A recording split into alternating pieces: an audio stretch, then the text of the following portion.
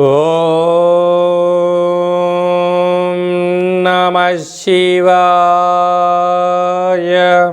ఓం నమో నారాయణాయ. కర్మ నివారణ నరదృష్టి నివారణ కాళభైరవాయై నమో నమః. ఓం కాళకాళాయ విద్మహే కాళాతీతాయ ధీమహి తన్నో నరదృష్టి నివారణ కాళభైరవ ప్రచోదయాతు. హరి ఓం. మా ఛానల్కి స్వాగతం. చూస్తున్న వీక్షకులకు ప్రేక్షకులకు ప్రియ కాళభైరవ భగవద్బంధులకి స్వాగతం పలుకుతూ, ఈ సంవత్సరంలో జరిగినటువంటి అద్భుతాలు ఐశ్వర్యాలు అలా జీవితకాలంలో నిత్యము ఐశ్వర్య ఆనందంగా గడపాలని, సకల అష్ట కష్టాలకు స్వస్తి పలుకుతూ నూతన అధ్యాయ జీవితంలో సువర్ణ అధ్యాయానికి స్వాగతం పలకాలని కోరుకుంటూ, అందరికన్నా ముందుగా శ్రీ పరాభవనామ సంవత్సర పండగ శుభాకాంక్షలు. ద్వాదశ రాశుల్లో గ్రహ గమనాలు వీక్షింపచేద్దాం. మిథున రాశిలో దేవగురు బృహస్పతి సంచార స్థితి, సింహరాశిలో కేతు సంచార స్థితి, కుంభరాశిలో చతుర్గ్రహ సంచార స్థితి, రవి కుజ బుధ రాహు సంచార స్థితి, మీనరాశిలో శుక్రుడు మరియు శని సంచార స్థితితో ద్వాదశ రాశుల్లో గ్రహ గమనాలు ఈ విధంగా ఉన్నాయి.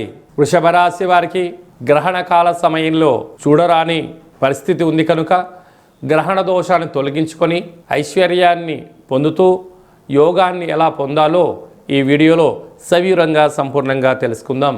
వృషభ రాశిలో ఏ నక్షత్రాలు వస్తాయనగా కృతికా నక్షత్రంలోని 2, 3, 4 పాదాలు, రోహిణి నక్షత్రంలోని 4 పాదాలు, మృగశిర నక్షత్రంలోని 1, 2 పాదములు కలిపితే వృషభ రాశి.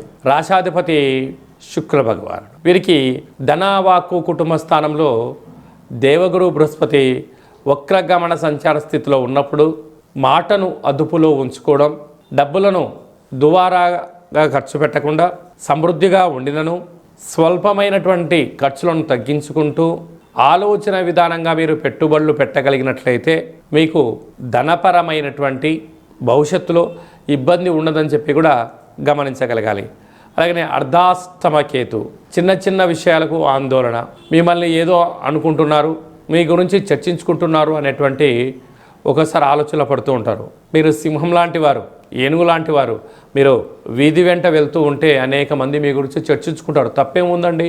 మీలో ఉండబడిన సద్గుణాల వలన, మంచి కార్యక్రమాలు ఆచరించడం వలన మీకు పొగడ్తలు, సన్మానము, రాజయోగము రాయబడి ఉంది కనుక మీ గురించి చెప్పుకుంటారు. అది ఆనందంగా స్వీకరించండి.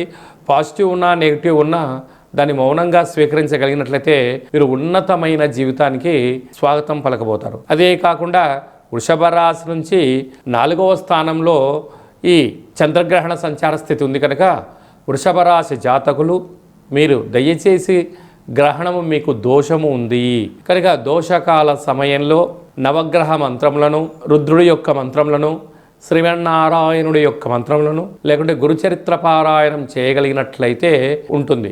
గ్రహణ దోషం తొలగించుకోగలగాలి. దయచేసి గ్రహణకాల సమయంలో భోజనం చెయ్యొద్దు, వివాదాలకు దూరంగా ఉండండి, మౌనంగా ఉండండి అని చెప్పి కూడా గమనించాలి. గ్రహణ తదనంతరము ఈ యొక్క గ్రహణ శాంతి పూజ చేయించుకొని పాలను, బొబ్బర్లను, నీటిని దానం చెయ్యండి అని చెప్పి జ్యోతిర్విజ్ఞానం తెలియజేస్తుంది.